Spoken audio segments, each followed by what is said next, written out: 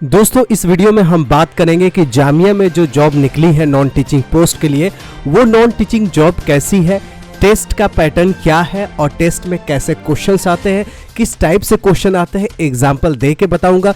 Syllabus test का क्या है और इंटरव्यू को कैसे तैयारी करें।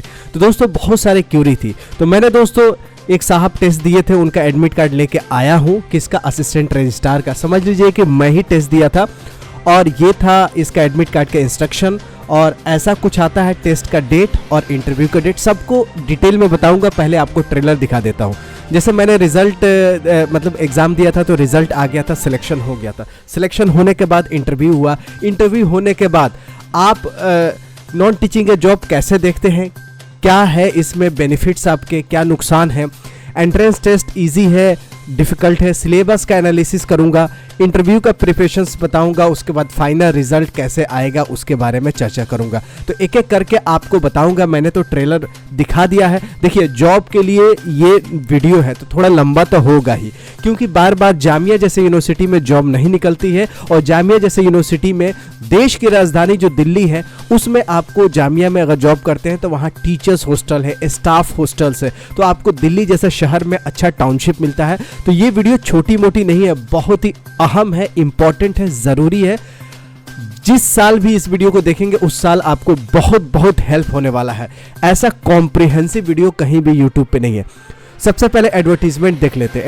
एडवर्टीजमेंट देखने से काफ़ी कुछ हमें आइडिया लग जाएगा। तो एडवर्टीजमेंट चलिए आपको दिखा देता हूँ। ये नॉन टीचिंग पोस्ट की एडवर्टीजमेंट आई थी इसी साल अप्रैल महीने में। रिक्रूटमेंट एंड प्रमोशन सेक्शन से लास्ट डेट था 31 मई को। क्या क्या पोस्ट थे वो मैं आपको जल्दी बता देता हूँ।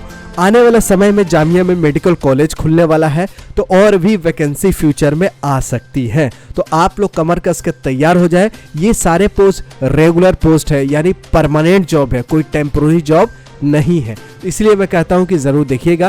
फॉर्म निकली थी, फॉर्म ऑफलाइन ही भरने थे, आपको डीडी बनाने थे, डीडी बनवा के या ऑनलाइन पेमेंट करके आपको भेजने थे। तो ऑनलाइन नहीं फॉर्म भरा था, क्या एप्लीकेशन फॉर्म डाउनलोड करके प्रिंट करके उसके बाद उसको फिल करके पोस्ट ऑफिस से भेजना था। पहली बात है कि फॉर्म कैसे भेजा गया था।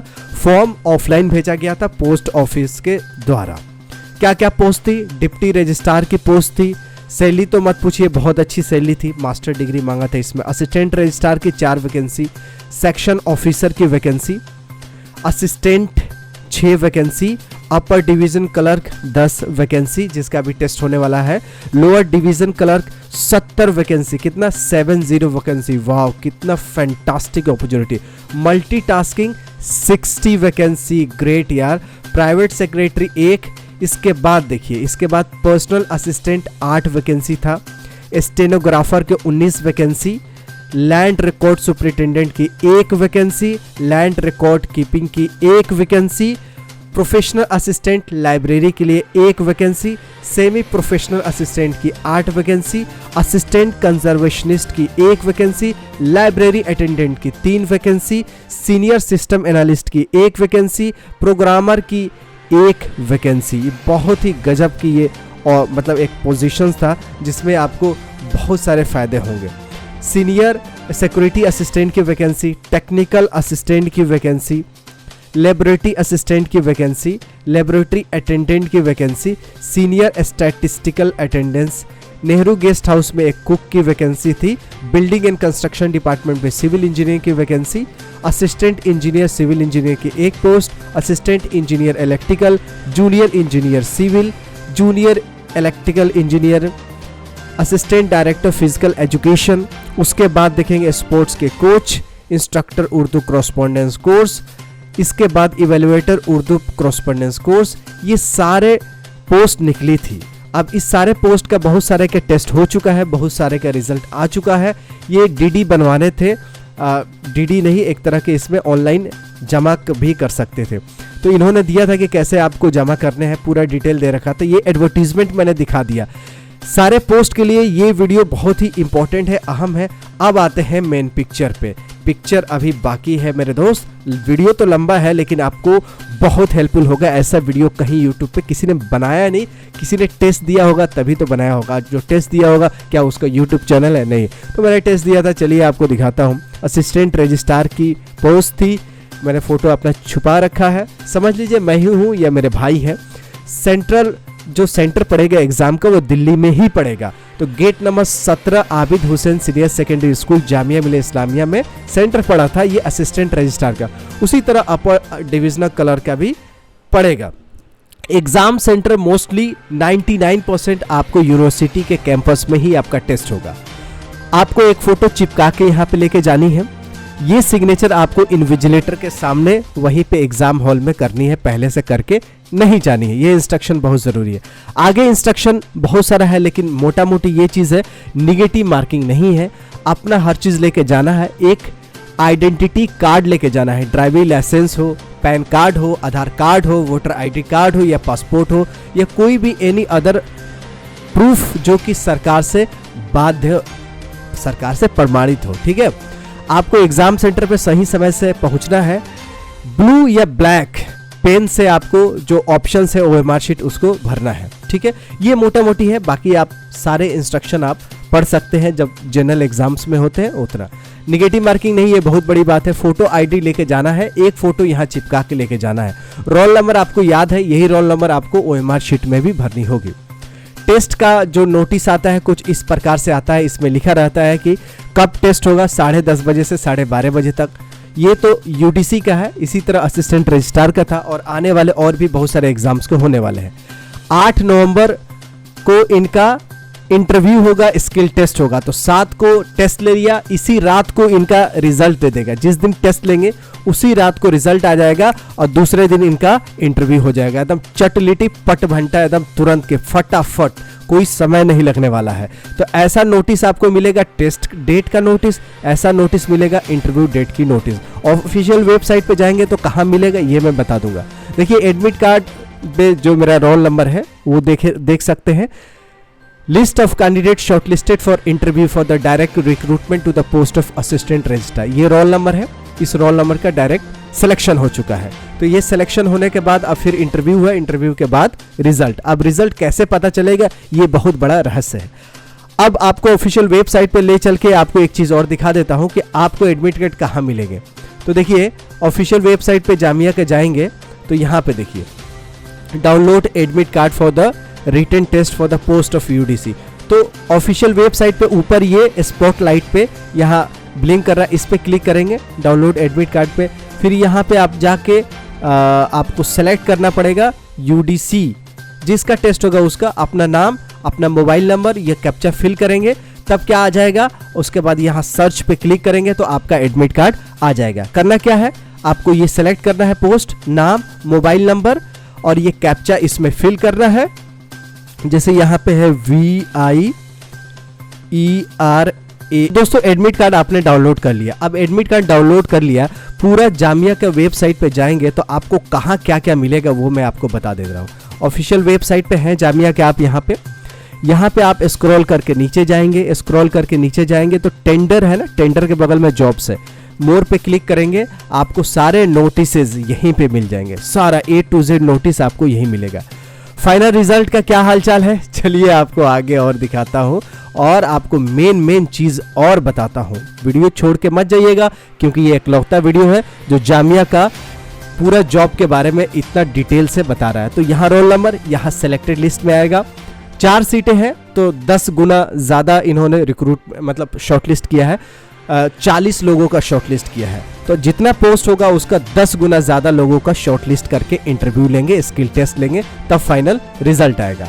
साफ साफ इन्होंने लिखा है कि एडमिट कार्ड लेके भी जाना है। 2 एडमिट कार्ड रखिएगा। एक एडमिट कार्ड आपको जमा हो जाएगा उस दिन, किस दिन, जिस दिन टेस्ट होगा उसी दिन क्वेश्चन बुकलेट नंबर और आपका एडमिट कार्ड, OMR शीट सब जमा हो जाएगा। आपको क्वेश्चन पेपर घर पे ले जाने के लिए नहीं मिलेगा, ना ही वहाँ के एडमिट कार्ड जहाँ पे इस पे सिग्नेचर करेंगे वो भी नहीं मिलेगा। तो एडमिट कार्ड आप एक्स्ट्रा ज़रूर रखिएगा क्योंकि इंटरव्यू में काम आ सकता है, क्योंकि साफ साफ लिखता है कि विदाउट एडमिट कार्ड आपको इंटरव्यू में IPR नहीं किया मतलब दिया जाएगा। कभी कभी आप जामिया का गेट पे जाएंगे ना तो घुसने नहीं देंगे, तो आपको एडमिट कार्ड दिखाएंगे तभी घुसने देंगे कि क्या सही में आप ही का इंटरव्यू है। तो इसलिए एडमिट कार्ड जिस दिन इंटरव्यू है उस दिन काम आ सकता है। मेरे तो काम नहीं आया उस दिन, क्योंकि सिक्योरिटी गार्ड बहुत सारे जान पहचान के थे, तो उन्होंने नहीं रोका, लेकिन किसी किसी को रोक लेते, इसलिए एडमिट कार्ड ले जाना बहुत ही ज़रूरी है। अब बहुत लोग पूछ रहे हैं कि नॉन टीचिंग जॉब कैसा है जामिया मिलिया इस्लामिया का, तो चलिए आपको बताते हैं। देखिए, इंडस्ट्री से तो बहुत अच्छा है जॉब, किसी भी यूनिवर्सिटी कॉलेज का, रेस्पेक्ट के मामले में, इज्जत के मामले में, लास्ट में जब रिटायर होंगे तो भी आपको रेस्पेक्ट मिलेगा टीचिंग पोजीशंस में। लेकिन इंडस्ट्री में लास्ट बचे हुए 10 दिन भी रहेंगे, उस दिन भी आपको नाइट लगा देंगे, आपको कहीं ड्यूटी देंगे, डांटेंगे कि ये गलती हो गया, वो हो गया, माँ बहने कर देंगे। समझ रहे हैं? मतलब इंडस्ट्री में आपको ज़्यादा दिक्कतें होती है as compare to teaching job में, तो आपको इंडस्ट्री से बेटर है। लेकिन क्या कमियां हैं वो भी मैं आपको बताता हूँ। टाउनशिप जामिया में मिल जाता है, दिल्ली यूनिवर्सिटी में भी, जेएनयू में भी स्टाफ को टाउनशिप मिल जाता है। पहले क्या थे, स्टाफ ज़्यादा थे तो हॉस्टल मिलने में दिक्कत होती, हॉस्टल नहीं, एक तरह का घर मिलता है, क्वार्टर मिलता है, तो क्वार्टर मिलने में दिक्कत होती। लेकिन आजकल कुछ सालों से ना भर्ती नहीं हुआ है सरकारी में, सरकार में भर्ती बिल्कुल कम हो गया। अगले साल इलेक्शन है, उसके वजह से सब यूनिवर्सिटी में छोटे छोटे बहुत सारे 10, 20, 50, 100 पोस्ट दिखाए जा रहे हैं कि हम भर्ती करवाते हैं। सबको बोला गया होगा कुछ तो भर्ती कर लो, अरे यही लोग पहले भी करवा सकते थे लेकिन नहीं करवाया। तो चलिए, अब देर हुआ लेकिन दुरुस्त हो रहा है। तो स्टाफ को टाउनशिप मिल जाता है, सैलरी जो सेंट्रल गवर्नमेंट का मिलता है वो मिल जाएगा, पे प्रोटेक्शन मिल जाएगा। अगर आपको कहीं भी ज़्यादा सैलरी बेसिक पे आपका है और छोटा पोस्ट पे यहाँ पे जामिया में ज्वाइन करते हैं या किसी भी अदर यूनिवर्सिटी या संस्था में, तो भी आपको पे प्रोटेक्शन मिल जाएगा। बशर्ते आपको जब रिज़ाइन करेंगे तो वहाँ साफ साफ सब्जेक्ट लिखेंगे कि technical resignation, not simple resignation, technical resignation लिखेंगे और एनओसी लिए होंगे, तब आपको पे प्रोटेक्शन मिलेगा। तो पे प्रोटेक्शन के लिए सिंपल रेजिग्नेशन नहीं करना होगा, रेजिग्नेशन जैसे करते वैसे ही करना होगा, बस टेक्निकल लिख देना पड़ेगा, रेजिग्नेशन से पहले टेक्निकल।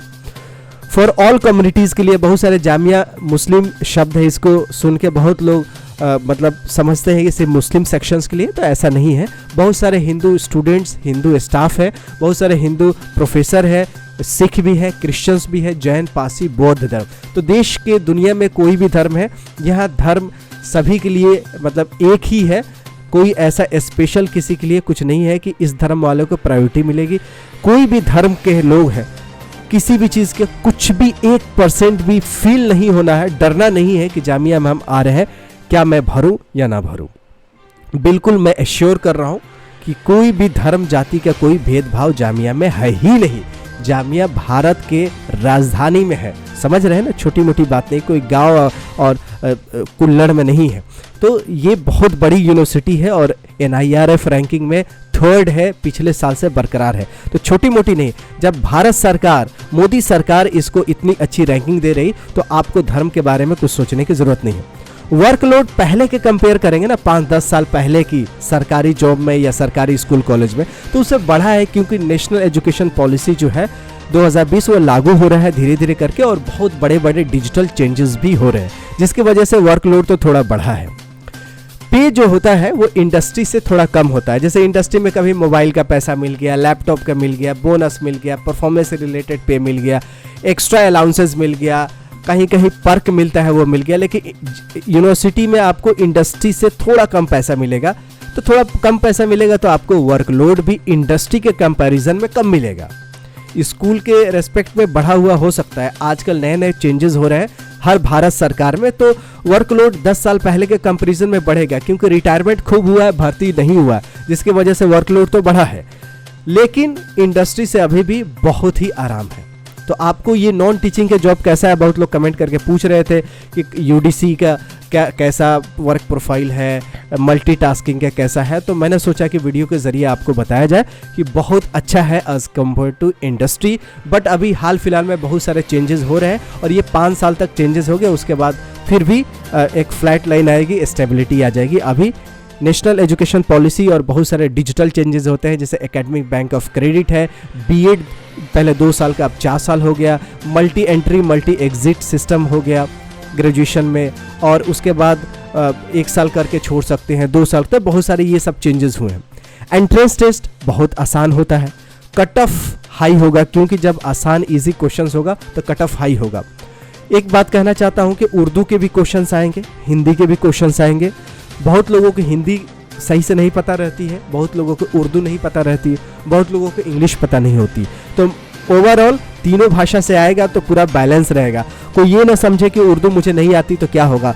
बहुत सारे 50% ये असिस्टेंट रजिस्ट्रार के पोस्ट में नॉन मुस्लिम ही लड़के आए थे, तो उर्दू उनका नहीं भी बना फिर भी उनका कट ऑफ बहुत अच्छा आया था, क्योंकि वो और लोग सब्जेक्ट और सारे सब्जेक्ट्स में वो माहिर थे।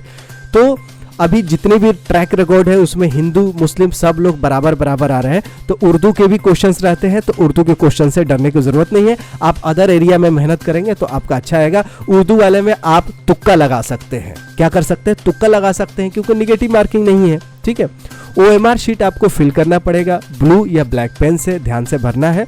क्वेश्चंस और एडमिट कार्ड वहीं पे आपको ले लिया जाएगा सेंटर पे। टेस्ट रिजल्ट उसी रात को आ जाती है। अभी तक का ट्रैक रिकॉर्ड यही है, जिस दिन एंट्रेंस टेस्ट हुआ है उसी रात को रिजल्ट आ जाती है। तो आप रिजल्ट देख सकते हैं, क्योंकि दूसरा दिन ही हो सकता है आपका इंटरव्यू हो। तो एंट्रेंस टेस्ट आसान है, कट ऑफ हाई है। उर्दू हिंदी इंग्लिश का क्वेश्चंस है, आसान क्वेश्चंस है, बहुत आसान क्वेश्चंस आपको पूछे जाएंगे। आप सोचे नहीं होंगे जितना आसान उतना आसान आएगा। अब सिलेबस का हम लोग क्या करते हैं? एनालिसिस करते हैं। 85 नंबर का एंट्रेंस एग्जामिनेशन हो रहा है। मल्टीपल चॉइस क्वेश्चंस जो कि इंग्लिश में ही क्वेश्चंस आते हैं। रीजनिंग एबिलिटी और सिंपल अर्थमेटिक, ये तो रीजनिंग एबिलिटी और अर्थमेटिक के क्वेश्चंस हो गए। तो इसको मैंने अदर मतलब एक अलग अलग कलर से इसको अंडरलाइन किया है। अब करेंट अफेयर जनरल नॉलेज ये भी आसान है। लैंग्वेज प्रोफिशिएंसी में हिंदी इंग्लिश उर्दू के जो लिखा है आएंगे ही क्वेश्चंस, लेकिन इसकी स्पेशल कोई तैयारी करने की जरूरत नहीं। तैयारी करना है तो आप रीजनिंग के कर लीजिए, अर्थमेटिक के कर लीजिए। करेंट अफेयर के भी कोई तैयारी करने की जरूरत नहीं है, भाषा का भी कोई तैयारी करने की जरूरत नहीं। तैयारी किस चीज में जरूरत है? सबसे ज्यादा GFR 2017 के रूल में सबसे ज्यादा एस्टेब्लिशमेंट और अकाउंट्स यानी HR और फाइनेंस, इसके बारे में नॉलेज चाहिए। और जामिया के एक्ट, स्टैट्यूट और ऑर्डिनेंस के बारे में चाहिए। बहुत सारे काउंसिल होते हैं, जैसे कोर्ट होते हैं, एग्जीक्यूटिव काउंसिल होते हैं, एकेडमिक काउंसिल होते हैं, कमिटी होते हैं, इसके बारे में ज़रूर क्वेश्चंस होगा। एडमिशन्स के क्या रूल्स रेगुलेशंस है, एग्जामिनेशंस के किसमें कितना परसेंट किस कोर्स में कट ऑफ तो नहीं, उसके एलिजिबिलिटी क्या है। और आपको ये क्वेश्चंस आ सकते हैं कि आपका मिनिमम एंट्रेंस एग्जामिनेशंस में कितना मार्क्स लाना होता है, 33% या 40%, तभी आपका नेक्स्ट राउंड में सेलेक्ट होता है। ये सब हो जाएगा। उसके बाद इंटरव्यू का सबसे बड़ा, इंटरव्यू में क्या होगा? इंटरव्यू में सबसे पहले आपसे आपका इंट्रोडक्शन पूछा जाएगा, जैसे मेरे से पूछा गया। उसके बाद आप क्या करते हैं, अगर कोई जॉब कर रहा होगा तो उसके जॉब के बारे में पूछा ही जाएगा। आपके इंडिविजुअल के बारे में पूछा जाएगा, तो आपके इंडिविजुअल प्रोफाइल और जिस जॉब के लिए अप्लाई किए हैं उसका प्रोफाइल और आपका परिचय, इन 3 क्वेश्चन पे बिल्कुल आपको फोकस करना है। बाकी किस चीज़ पे फोकस नहीं करना है। अब जब आपका टेस्ट निकल गया है तो यूनिवर्सिटी के इतिहास पढ़ने की ज़रूरत नहीं है, इससे क्वेश्चंस नहीं पूछा जाएगा। आपको बहुत डिफ़िकल्ट और बहुत डीप पोर्शंस पढ़ने की ज़रूरत नहीं है इंटरव्यू के लिए। बेसिक नॉलेज इनफ है इंटरव्यू के लिए। और सबसे लास्ट में सिलेक्शन आपका सिर्फ इंटरव्यू के परफॉर्मेंस से नहीं होगा, आपका ओवरऑल प्रोफाइल देखा जाएगा। आपका टेस्ट में मार्क्स क्या है, आपका बैकग्राउंड क्या है, आपका परसेप्शंस क्या है, आपका इंडिविजुअल प्रोफाइल क्या है, आप जिस प्रोफाइल के लिए अप्लाई किए हैं उससे आपका कितना एक्सपीरियंस और क्वालिफिकेशन मिलता जुलता है, वो देखा जाएगा। ना कि इंटरव्यू में 4 डालिएगा, बहुत ज़्यादा क्रैक कर लीजिएगा। पता चला कि 15 नंबर का ही इंटरव्यू है, सबको 10 11 12 10 11 12 8 7 10 11 12 मिल रहा है, तो written test is the key. तो रिटन टेस्ट में अच्छा परफॉर्मेंस तो सिलेक्शन के उतने ज़्यादा चांसेस। आपकी अपनी प्रोफाइल, जॉब के प्रोफाइल आपके प्रोफाइल से कैसे मैच करती है, आपका अपना परिचय। ठीक है, तो इंटरव्यू के लिए ज़्यादा टेंशन नहीं लेना है। जो आप टेस्ट के लिए तैयारी करते हैं इंटरव्यू के लिए बिल्कुल वो ना पड़े। इंटरव्यू के लिए सिर्फ बेसिक चीज़ें। अब जैसे सिलेक्शन हो जाता है तो फाइनल रिजल्ट का इंटीमेशन कैसे मिलेगा? मेरे को अभी तक नहीं मिला है। मेरा रिटन टेस्ट में हो चुका था, इंटरव्यू में दे चुका हूँ, लेकिन फाइनल रिजल्ट अभी तक नहीं मिला है। ईमेल के द्वारा मैंने सुना है कि रिजल्ट का इंटीमेशन आता है। बहुत लोगों को शायद आ चुका है कि नहीं आ चुका है। जो लोग अभी टेस्ट की तैयारी कर रहे हैं, रिजल्ट का इंतज़ार कर रहे हैं, उनके लिए मैं एक डिस्क्रिप्शन में नंबर दूंगा। उस नंबर पे आप अपना रोल नंबर व्हाट्सअप कर सकते हैं। ग्रुप बना दिया जाएगा, जिसका भी रिजल्ट आता है, चाहे ईमेल से या इंडियन पोस्ट ऑफिस से, वो बताएं, देश की जनता को बताएं आपका इंटरव्यू कैसा गया, आपका एंट्रेंस टेस्ट कैसा गया, आप अपना वीडियो बना के मेरे चैनल पे डाल देंगे तो मैं आपका प्रोफाइल का मैं वीडियो बना दूंगा। तो आप अपना वीडियो बना के भेज सकते हैं, ऑडियो बना के भेज सकते हैं, कुछ पेपर पे इंपॉर्टेंट क्वेश्चन लिख के भेज सकते हैं। उसका मैं नंबर जो है व्हाट्सअप नंबर, उस पर कॉल मत कीजिएगा, व्हाट्सअप नंबर पे भेजिएगा, जिससे क्या होगा कि रिजल्ट का इंटीमेशन पता चल जाए, जिसका जामिया में सिलेक्शन हो रहा है, कैसे सिलेक्शन हो रहा है। आप अपना एक्सपीरियंस शेयर कीजिए, अपने जूनियर को गाइड कीजिए, हमेशा ये काम आएगा। ये वीडियो बनाया हूँ मेहनत करके और एक्सपीरियंस से कि आने वाले फ्यूचर में बच्चे जो भी जामिया के लिए स्पेशल तैयारी करेंगे उनको एक हेल्प मिले, सपोर्ट मिले, क्योंकि ऐसा वीडियो नहीं है जिसमें इतना डिटेल में कोई बताया हो इंटरव्यू के बारे में, सिलेबस के बारे में, एंट्रेंस टेस्ट के बारे में, नॉन टीचिंग जॉब्स के बारे में, रिजल्ट कैसे आता है, क्या क्या इंपॉर्टेंट है, कौन कौन से इंपॉर्टेंट नोटिस है, क्या क्या एडमिट कार्ड पे इंस्ट्रक्शन है, क्या क्या आपको एग्ज़ाम के दिन करना है, इंटरव्यू के दिन क्या क्या करना है, टोटल चीज़ मैंने बताने की कोशिश की है। आप जब भी टेस्ट देने जाएंगे तो पूरा ओरिजिनल डॉक्यूमेंट लेके जाएंगे, जिससे क्या होगा कि इंटरव्यू दूसरे दिन ही हो जाएगा। फॉर्मल ड्रेस लेके भी जाइएगा, डॉक्यूमेंट्स भी लेके जाइएगा। अगर दिल्ली में 1-2 दिन रुकना है तो, अगर आप दूर से आ रहे हो तो, अगर दिल्ली में ही है तो आपको कोई बात नहीं, रात को अपना रिजल्ट देख लीजिएगा। और जो मैं नंबर दूंगा उस पर व्हाट्सअप करके अपना टेस्ट का एक्सपीरियंस और अपना इंटरव्यू का एक्सपीरियंस ज़रूर दीजिएगा। अपने जूनियर को हेल्प कीजिएगा, अपना एक परिचय दे दीजिएगा। वीडियो मैं आपको अपने चैनल पे अपलोड कर दूंगा। आप अपना नंबर बता दीजिएगा। नंबर मतलब आपका कितना नंबर आसपास आ रहा है, कितना नंबर का आपने सही किया, क्या क्या क्वेश्चंस पूछे गए थे, कैसे बच्चों को, जूनियर्स को आने वाले समय में तैयारी करने हैं, क्योंकि आने वाले समय में और भी जॉब निकलेगी, क्योंकि एजुकेशन सेक्टर में बूम आने वाला है, सीटें बढ़ने वाली है। और एजुकेशन सेक्टर में आजकल 3% 2% जीडीपी ग्रॉस डोमेस्टिक प्रोडक्ट का खर्चा होता है। ये 5% इसको मोदी जी का सपना है, प्राइम मिनिस्टर का सपना है और भारत सरकार का सपना है, वो साकार होगा तो एजुकेशन सेक्टर बूम पे आने वाली है। तो अपने जूनियर्स को गाइड करने के लिए आप अगर टेस्ट दे रहे हैं, जामिया का इंटरव्यू भी दे रहे हैं, तो उसको मेरे दिए गए नंबर पे ज़रूर अपना वीडियो बना के, ऑडियो बना के या आप पेपर पे लिख के शेयर कीजिए, जिससे मैं जूनियर को और हेल्प कर पाऊँ। क्योंकि मैंने इस वीडियो को बनाया है आप लोगों के हेल्प के लिए और देश की युवाओं के हेल्प के लिए। तो मिलते हैं ऐसी यूजफुल वीडियो के साथ, तब तक you take good care of yourself. जय हिंद, जय जामिया।